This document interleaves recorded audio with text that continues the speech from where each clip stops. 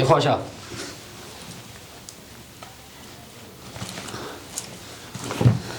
وخوره دا ډوډۍ پیاز او وچه ډوډۍ دا زه نه خورم دا څه رقم ډوډۍ ده او بیا په داسې ځای کې که خوري وخوره او که نه خوري دغلته د ولږې مړ شه واده تا دې د هوټل نه زه نه شم راوړی انسان یم په ما لږ رحم وکړې ځناور خو نه یم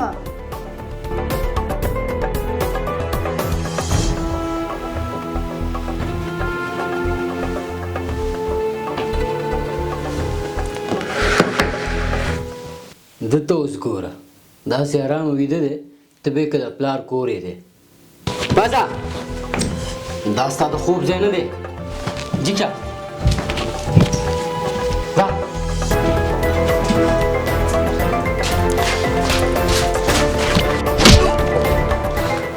همدلته څمله دا ستا د ملاستې ځای دی هغه نه ظالمه زه اوس ستاسو پاچا یم او ستاسو مشر یم دې ځای کې به ماته څنګه خوب راشي ډېرې خبرې مه کوو ځین دا خوله در باندې ماتوم څمله همدلته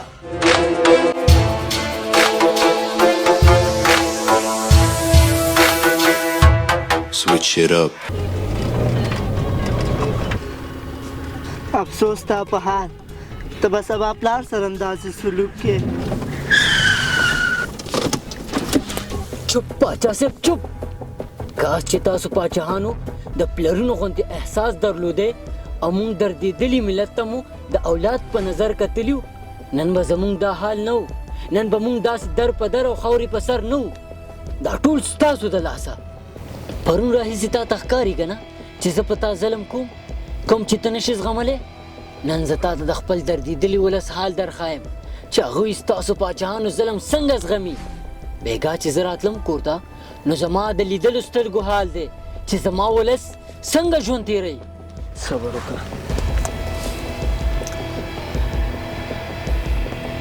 دا ویډیو وګوره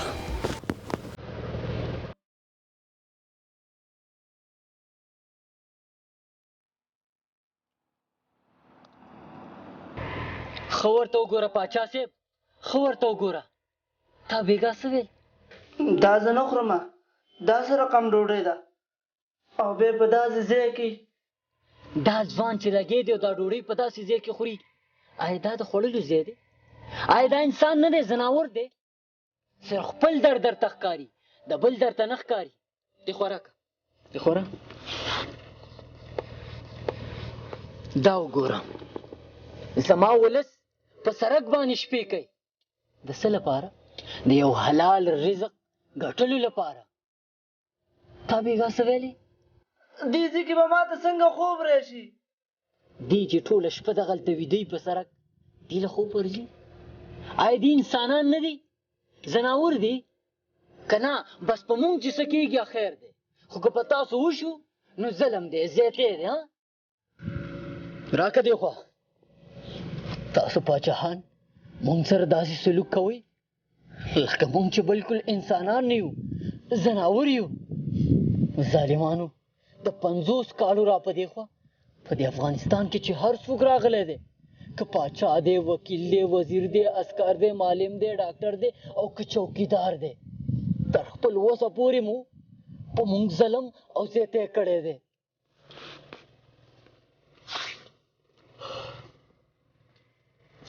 پاچا صاحب کم درد درته وجاړم کم غم درته بیان کم خبرې وایي په کوم حکومت کې چې د یو چا نه غلا وشي او هغه غل ته سزا ورنه کړی شي نو د وخت حکمران مجرم دی په کوم حکومت کې چې د چا قتل وشي او قاتل ونه نیول شي نو د وخت حکمران مجرم دی په کوم حکومت کې چې د یو تور سري عزت لیلام شي او هغې ته انصاف ورنه کړی شي د وخت حکمران مجرم دی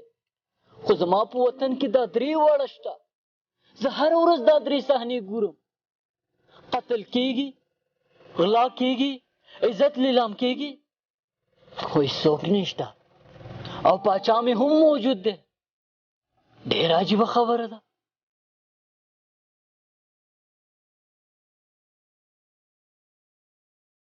زه کله د ارګ نه راوتی نه یم